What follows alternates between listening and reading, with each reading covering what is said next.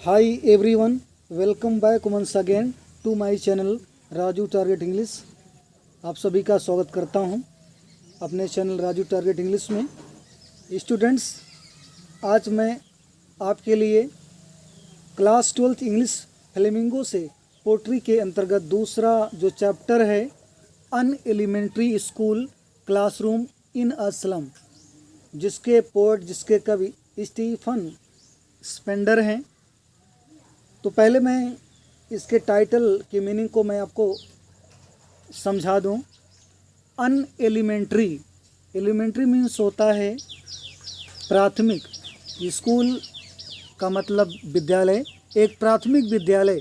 Classroom means कक्षा होता है, जिसे हम अध्ययन कक्ष कहते हैं। इन स्लम माने गंदी बस्ती, स्लम। तो an elementary school classroom in slum, गंदी बस्ती में एक प्राथमिक विद्यालय का कक्षा या अध्ययन कक्ष, इसका हिंदी मीनिंग होगा। अबाउट दी पोएट, कवि के बारे में जान लेते हैं। Stephen Spender 1909-1995 was an English poet and an essayist। Stephen Spender का जन्म 1909 में और इनकी मृत्यु, इनकी जो डिमाइज है 1995 में हुई थी। और एक अंग्रेजी कवि थे और एक निबंधकार। He left University College Oxford, उन्होंने यूनिवर्सिटी कॉलेज ऑक्सफोर्ड छोड़ दिया। विदाउट टेकिंग अ डिग्री, बिना डिग्री लिए हुए, बिना कोई उपाधि लिए हुए। And went to Berlin in 1930, और 1930 में बर्लिन चले गए। स्पेंडर टूक अ keen interest in politics, Spender ने राजनीति में एक उत्सुक या एक तीव्र रुचि लिए। एंड डिक्लेयर्ड हिमसेल्फ, और अपने आप को घोषित किया या अपने आप को मानने लगे। टू बी ए सोशलिस्ट, एक समाजवादी। एंड पेसिफिस्ट, और शांतिवादी। कहने का मतलब उन्होंने अपने आप को समाजवादी और शांतिवादी होने का घोषणा किया। बुक्स बाय स्पेंडर, स्पेंडर के द्वारा जो रिटन की गई किताबें हैं उनमें से इंक्लूड, उनमें शामिल है poems of dedication, the edge of being है, द क्रिएटिव एलिमेंट है, the struggle of the modern and an autobiography, world within world. In an elementary school classroom in slum, ये जो उनका पोएम है उसमें इन्होंने ही हैज कॉन्सेंट्रेटेड, उन्होंने ध्यान दिया है या ध्यान केंद्रित किया है। ऑन थीम्स, शीर्षकों पर। किसके शीर्षक पर स्टूडेंट्स? ऑफ सोशल इनजस्टिस, सामाजिक अन्याय के शीर्षक पर। एंड क्लास इन इक्वलिटीज़, और वर्ग की असमानताओं के शीर्षक पर इन्होंने ध्यान केंद्रित किया है। तो पोएम है स्लम में रहने वाले जो चिल्ड्रन हैं, जो स्लम में स्थित एक स्कूल है, उस स्कूल के बारे में है। उस स्कूल की कंडीशन कैसा है और इन बच्चों के कंडीशन कैसे हैं, और गरीबी की वजह से इन्हें क्यों हायर एजुकेशन नहीं मिल पाता है और जीवन में आगे नहीं बढ़ पा रहे हैं, तो उन पे फोकस किया है। तो आइए देखते हैं स्टेंजा के माध्यम से पोएम को। Far far from gusty waves the childrens faces. Far far का मतलब होता है दूर दूर, अर्थात बहुत दूर। फ्रॉम माने से, गस्टी वेव्स माने झोंकेदार, गस्टी माने झोंकेदार, वेव्स माने लहरों, झोंकेदार लहरों से बहुत दूर। दीज चिल्ड्रंस फेसेस, इन बच्चों के चेहरे हैं। कवि का कहने का मतलब है इन बच्चों के चेहरे पर कोई रेडियंस नहीं है, कोई ग्लो नहीं है और कोई रैप्चर नहीं है। इन बच्चों के चेहरे पर कोई चमक नहीं है, कोई जोश नज़र नहीं आता है। अब ऐसा क्यों है? क्योंकि इन्हें प्रॉपर जो सुविधाएं होती हैं, प्रॉपर डाइट नहीं मिल पाता है, प्रॉपर फूड नहीं मिल पाता है, ये मेल न्यूट्रिशन के शिकार होते हैं, कुपोषण के शिकार होते हैं, इसलिए इनके चेहरों पर कोई जोश नज़र नहीं आता है। लाइक रूटलेस वीड्स, जड़ विहीन खरपतवारों की तरह, लाइक माने के समान या की तरह, रूटलेस मीन्स होता है जड़ विहीन, जड़ से उखाड़ दिया गया, वीड्स माने खरपतवारों, जिसे हम जंगली पौधे भी कह सकते हैं।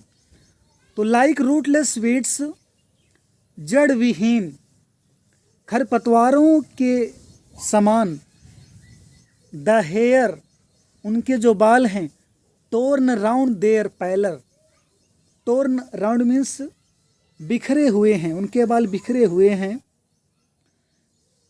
राउंड देयर पैलर उनके पीले चेहरों पर, पैलर मीन्स होता है पीला चेहरा।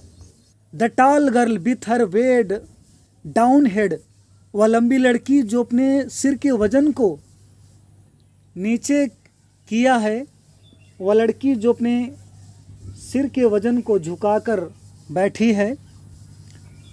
अब वो किसका वजन है? गरीबी का वजन और शर्मिंदगी जो उसके अंदर है।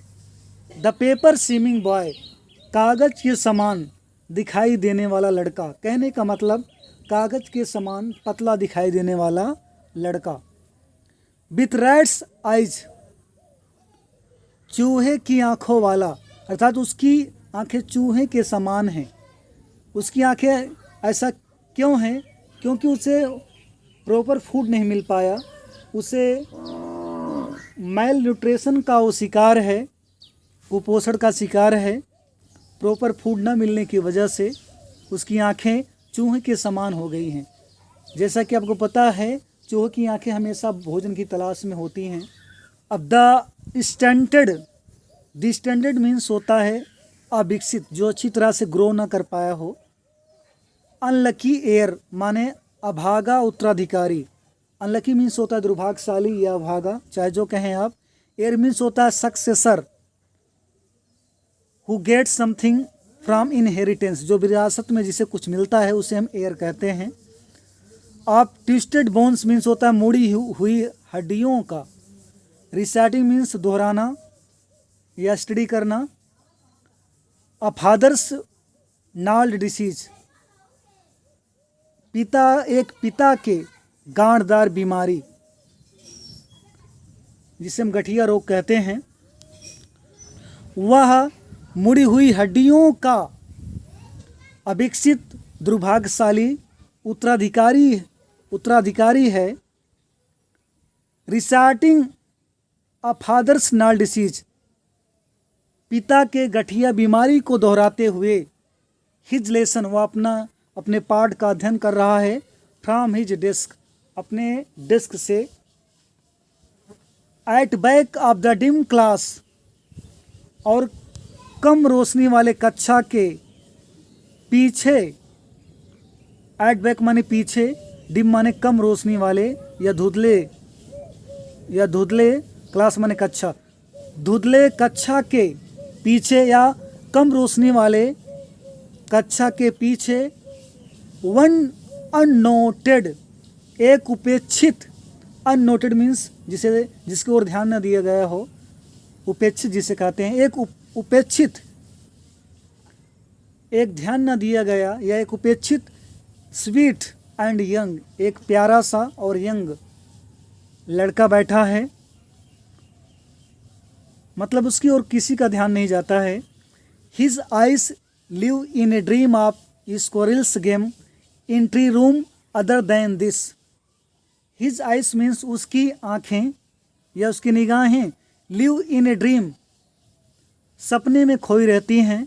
आप स्क्विरल्स गेम, गिलहरी के खेल के एक सपने में उसकी आंखें खोई रहती हैं। In tree rooms means, in tree room का मतलब है पेड़ के कमरे में। पेड़ में जो खोखला एक रूम बना होता है, एक जगह खोखला होता है, उसमें आप देखते हैं अक्सर गिलहरियाँ उसमें से एंटर करती हैं, फिर कम आउट आती हैं, अंदर जाती फिर निकलती हैं। उसकी बात हो रही है। पेड़ के कमरे में, पेड़ के खोखले में।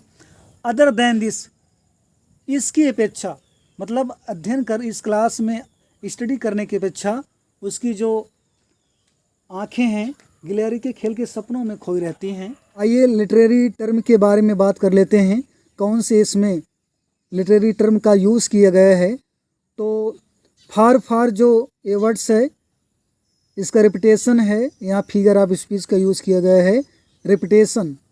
और लाइक रूटलेस वीड्स में सिमिली का यूज़ किया गया है। और द पेपर स्विमिंग बॉय इसमें मेटाफर का यूज़ किया गया है। तो स्टूडेंट्स पूरा पोएम कवर नहीं हो सका इसमें, तो पार्ट सेकंड में आपसे फिर मिलेंगे हम।